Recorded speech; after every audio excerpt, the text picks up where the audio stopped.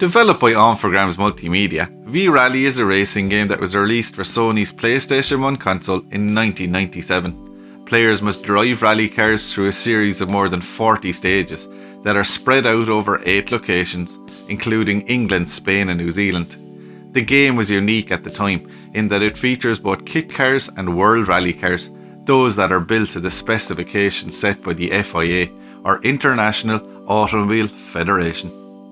For those that don't know, kit cars are two-wheel drive and include the Peugeot 306 Maxi and the Renault Maxi Megane, while the World Rally cars are four-wheel drive, like the WRC versions of the Subaru Impreza and the Mitsubishi Lancer.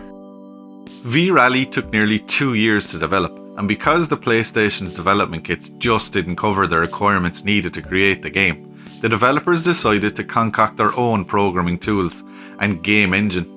All the game's cars and environments were fully rendered in 3D using Gouraud shading, an interpolation method to produce continuous shading of surfaces represented by polygon meshes, or in layman's terms, give 3D objects a smoother surface.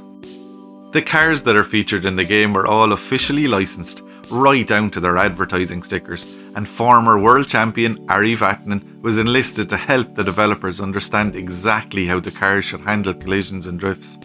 Even though each vehicle features practically identical controls, there are significant changes between the two-wheel and four-wheel drive vehicles.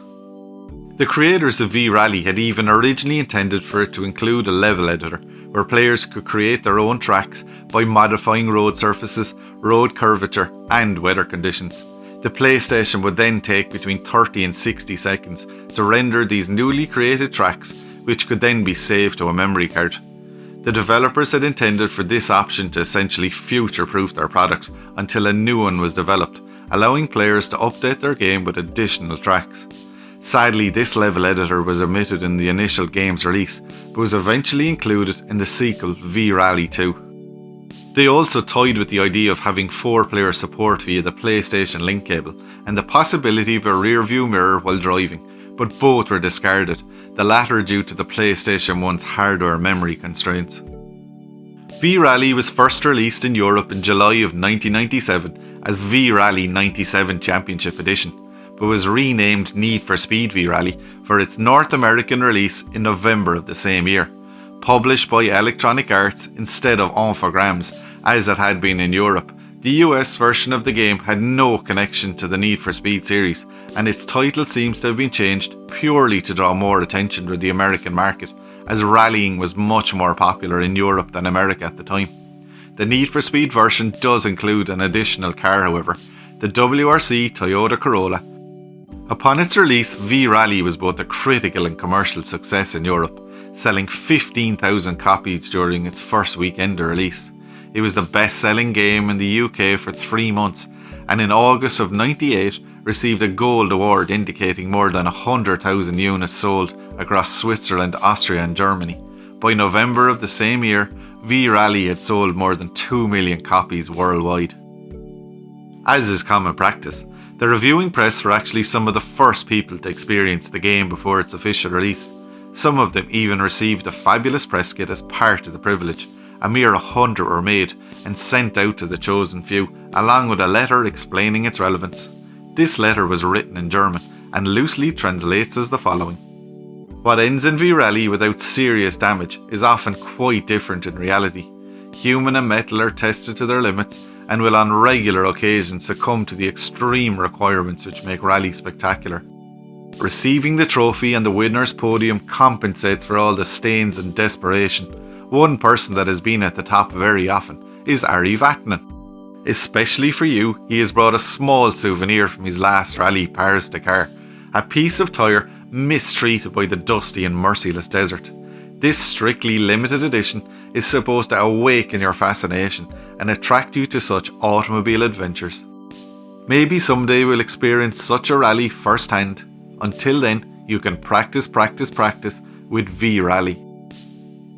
As part of a promotion for the game, they had chopped up pieces from Ari Vatanen's recent Paris-Dakar rally and made 100 separate plaques.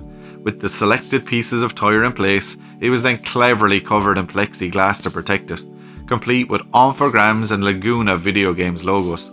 It also features a printed version of Ari Vatnin's signature, and the game's title is etched and burned into the wooden plaque itself. There were only 100 plaques made, but not all share the same story. One of these plaques and its accompanying letter sold recently. It was numbered 18 out of 100, dated the 16th of September 1997, and signed twice by M. Paul. The one I'm looking at here, however, is number 100 of 100, has the German for end instead of the initial M. Paul signature, the far later date of the 10th of December, and it also has a beta version of the game to accompany it. V-Rally was released in Europe in July of 1997, and as you can imagine, went through several revisions during its development. This version of the game being its 11th. It predates the final game's release by roughly a month. You see, not all of the press kits were actually sent out.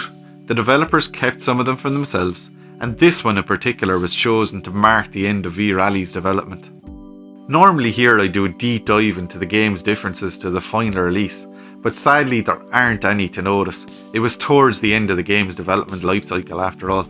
It does have some slight code differences behind the scenes, but nothing major that would, could or does impede or change gameplay. The debug and other cheat functions, if you want to call them that, can still be accessed through codes at the game's initial Infogrames logo, but this can also be replicated in the final version of the game. They do nothing more than point at the fact that the developers clearly had a lot of fun during the creation of V-Rally. Unfortunately, in short, this is probably as close to the release candidate of the game as you are likely to see, without it being on the retail V-Rally PS1 disc. Regardless of this, it was definitely a very cool way for the Infogrames team of acknowledging and marking the end of V-Rally's development before moving forward to something new.